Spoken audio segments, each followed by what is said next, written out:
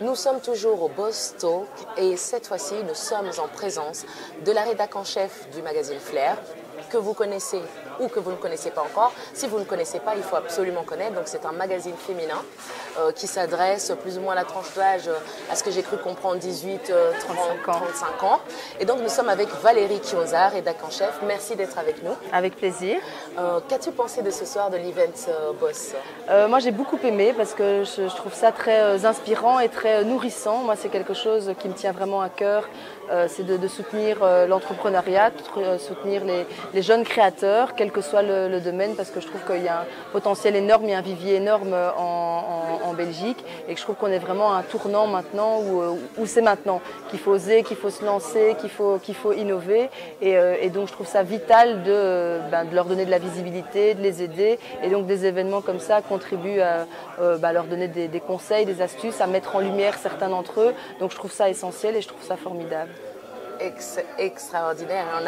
On vous a entendu expliquer un peu les challenges et les défis que le magazine a eu, donc de passer du papier à la digitalisation. Quel est pour vous, avec l'expérience que vous avez eue, quel a été le plus grand défi pour la digitalisation? Le magazine existe toujours, hein. Donc on a à la fois, moi je suis rédactrice en chef du magazine papier et du site, donc du magazine online. Le plus grand défi c'est penser autrement, c'est vraiment réinventer, c'est du marketing, alors qu'on est journaliste, mais c'est se réinventer et c'est le faire en termes marketing en disant quelle est la plus-value qu'on va pouvoir apporter et ne plus penser avec des vieux réflexes de on écrit nos articles et puis voilà, et les gens vont lire et puis c'est tout. Mais non, maintenant on a une époque où les gens ne fonctionnent plus comme ça, il y a énormément de concurrence, avec l'arrivée du web forcément, il y a énormément de concurrence, les gens ont accès à tout et donc c'est beaucoup plus difficile de se maintenir et donc c'était comment se réinventer tout en continuant à faire ce qu'on est, tout en gardant notre identité, mais comment se réinventer pour coller mieux à l'ère du temps, pour coller mieux à ce que les gens attendent, comment se réinventer, quelle plus-value amener pour être différent tout en restant nous-mêmes. Donc la difficulté, le challenge et en même temps ce qui était passionnant, c'est de créer une nouvelle identité en tant que média et de partir presque de zéro, mais pour se créer une nouvelle identité avec notre propre ton, notre propre univers, mais tout en restant cohérent avec la marque et les valeurs de la marque. Donc c'était passionnant, mais ça a fonctionné. Et donc aujourd'hui, est-ce qu'on peut dire que le papier, même s'il a diminué et que, comme vous avez dit, il existe encore, c'est pas votre plus grande... il y a plus, bien sûr, de consommateurs du digital que sur papier.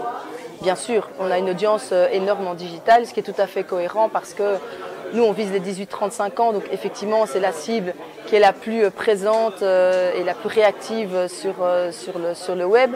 Donc évidemment que par rapport à notre cible, c'est tout à fait cohérent qu'on la retrouve sur le digital. Et effectivement, en 3 ans, on a eu une croissance énorme puisque maintenant, on touche environ 1 400 000 visiteurs en moyenne par mois.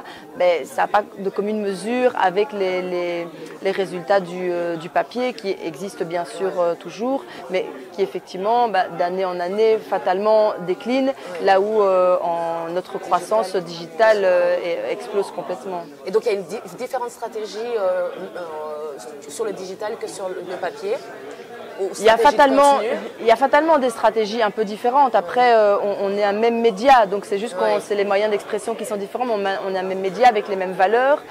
Donc c'est juste la déclinaison de la stratégie qui va se faire de manière un peu différente parce que forcément sur le papier on s'exprime d'une certaine façon et c'est soumis à des vecteurs qui sont différents et sur le digital aussi on va utiliser d'autres formes de contenu, d'autres formats, d'autres possibilités et donc il y a des mesures qui sont différentes aussi. Donc la stratégie elle est la même mais effectivement on va avoir un peu des tunnels en fonction du média sur lequel on va s'exprimer. Superbe. Et ce qu'on se demande et ce que les téléspectateurs peuvent se demander, c'est quel est le job d'une rédac en chef? Qu'est-ce que vous faites au quotidien? Est-ce que vous écrivez ou est-ce que vous approuvez les écrits et donnez une ligne? C'est quoi Alors je fais plein de choses, c'est un peu tout ça à la fois. Alors malheureusement, je n'écris plus beaucoup, à part mon édito, donc l'éditorial, Oui. qui est généralement sur la page d'ouverture du magazine, qui est destiné à donner un peu le ton. Mais par mon emploi du temps un peu trop chargé, j'ai malheureusement perdu ça et je n'écris plus assez à mon goût. Mais sinon, c'est bien sûr gérer l'équipe, c'est définir la stratégie du média, que ce soit dans mon cas print et online, stratégie marketing aussi, c'est gérer des partenariats, que ce soit avec d'autres médias, que ce soit avec des marques, des entreprises pour des événements, c'est gérer vraiment plein de choses, décider aussi du contenu du magazine, décider de la ligne éditoriale, gérer parfois les problèmes personnels de l'équipe, comme toute équipe. Donc c'est plein de choses à la fois, donc ce qui fait que c'est à la fois passionnant, à la fois parfois stressant parce que forcément on est soumis aussi à des contraintes, à des pressions de chiffres, de résultats, etc. Mais c'est un job chouette parce qu'on est en contact avec énormément de gens, on rencontre beaucoup de gens, on découvre beaucoup de choses et puis surtout on a la chance de pouvoir transmettre quelque chose, de transmettre de l'information, de transmettre des passions, de faire découvrir des choses au plus grand nombre et ça c'est inestimable. Avant qu'on termine cette entrevue, est-ce que vous aurez un dernier mot pour les entrepreneurs qui nous regardent et qui nous suivent? Oui, c'est croyez en vos rêves, croyez en vous et osez. Merci. Merci pour cette intervention. Au plaisir. Merci. Au revoir tout le monde.